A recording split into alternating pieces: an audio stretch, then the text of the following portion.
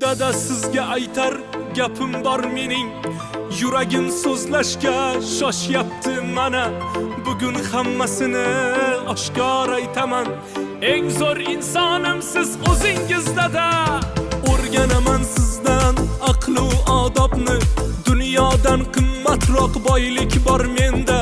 Allohga shukrlar sizdek otani menga ota qilib